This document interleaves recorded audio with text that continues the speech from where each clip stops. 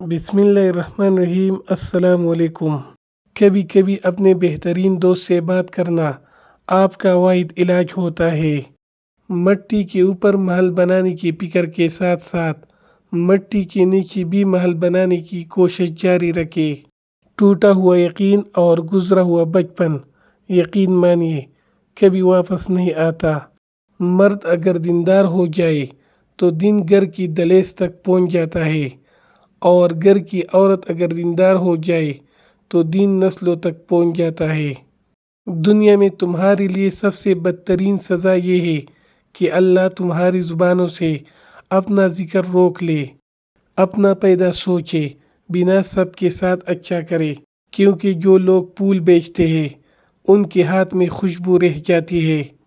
اگر کوئی مجھ سے محبت کرے یا نفرت، دونوں میرے حق میں بہتر ہے، کیونکہ اگر نفرت کرے گا تو میں اس کے دماغ میں بس جاؤں گا، اور اگر محبت کرے گا تو میں دل میں بس جاؤں گا۔ جو انسان عبرت سے بھی نہ سمجھے اور دلائل بھی نہ مانے تو قیامت خود بتائے گی قیامت کیوں ضروری تھی۔ جب آپ کچھ نہ کر سکے تو اپنی دعاؤں میں اضافہ کرتے رہے، کیونکہ اللہ کے سوا کوئی آپ کو کچھ نہیں دے سکتا۔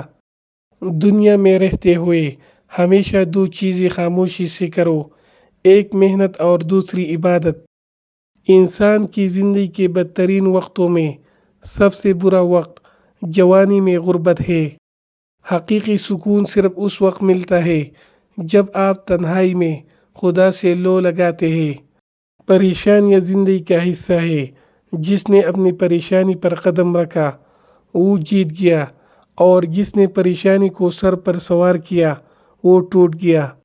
وقت کبھی لوٹ کر نہیں آتا، وقت سمندر میں گرا ہوا وہ موتی ہے جس کا دوبارہ ملنا ناممکن ہے۔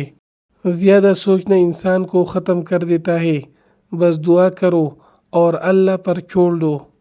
دشمنوں سے زیادہ ہمارے وہ دوست خطرناک ہیں جو منافقانہ انداز میں ہمارے جذبات سے کھیلتے ہیں۔